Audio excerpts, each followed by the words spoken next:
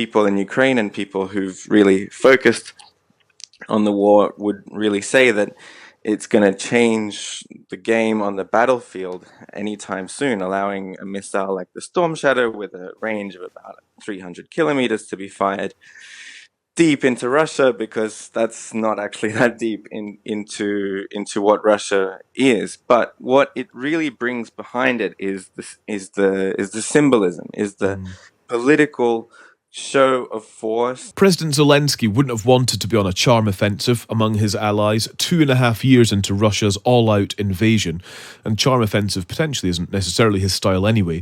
After meeting Sir Keir Starmer yesterday, the Ukrainian president is touring Europe to drum up support for allowing him to use Storm Shadow missiles on Russian territory.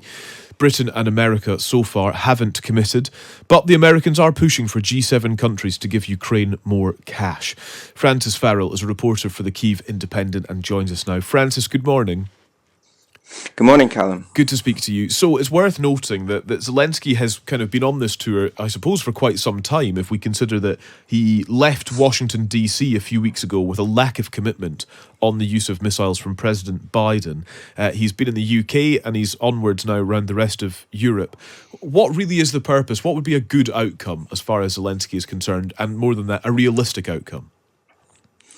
So the permission to use the missiles here is just one part of what President Zelenskyy is calling his victory plan, his 5-point plan. This is something that he started to bring up as a phrase just over a month ago. And it makes sense why he's doing it, because it's really crunch time on the battlefield for Ukraine. Russia is advancing at a rate that we haven't really seen since 2 years ago, at least.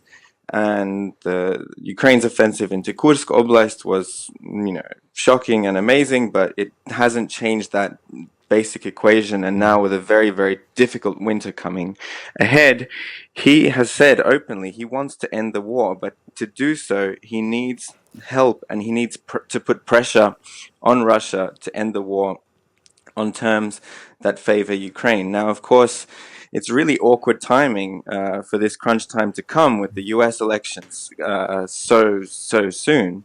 And what's made it even more difficult has been the fact that the hurricane in the US has meant that the meeting of NATO leaders at the Ramstein air base has been postponed for who knows how long.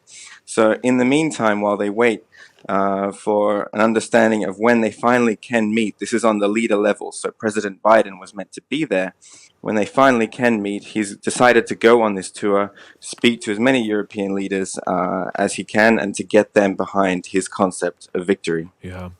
One of the things about this, Francis, I suppose, when we talk about things like Storm Shadow being part of the victory plan, is that throughout this whole thing, there has been much talk about this this allowance, or allowing us to use these weapons, or slightly more funding. This will be the tipping point. This is the thing that will seal victory for Ukraine.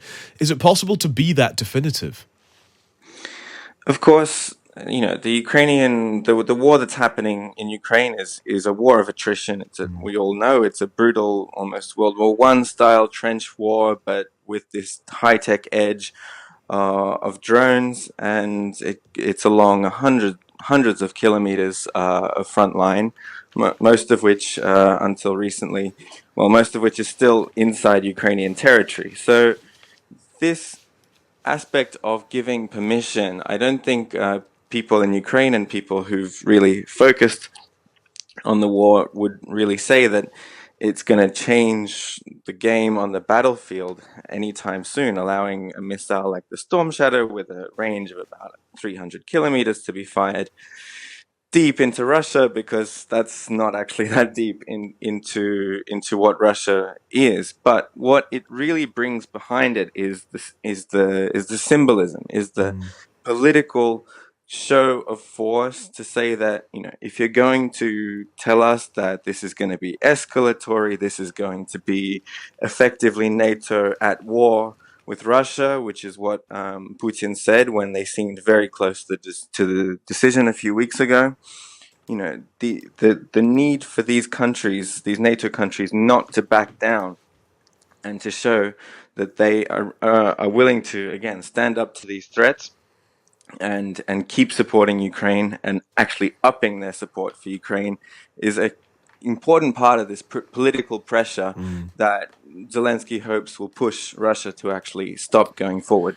And just a final one for you, Francis, is I suppose where is the influence here? So Zelenskyy is visiting leaders. We've got a US presidential election in less than a month now. What are we? Maybe sort of 3 and a bit weeks, I suppose. I just wonder who he needs on side to convince the others. Who would bring other people along?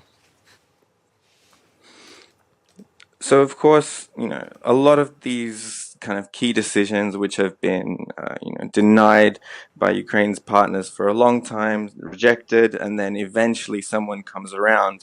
It's true that at first, like, you just need that first country to approve this or that, whether it's long-range missiles or planes or the use of these missiles inside Russian territory. So that's why a lot of these meetings now, the Storm Shadow and Scalp that are jointly produced by Britain and France, to get that permission, to work with Germany as well, to try and get them to maybe lead as Europe before Biden comes around. But again, with these elections, it's just the elephant in the room. That's in all of these negotiations, and it's just really, really awkward timing. Yeah, really awkward timing. Francis, thank you very much. Good to speak to you this morning. Thanks, Callum. Thank you very much. That's Francis Farrell, a reporter for the Kyiv Independent.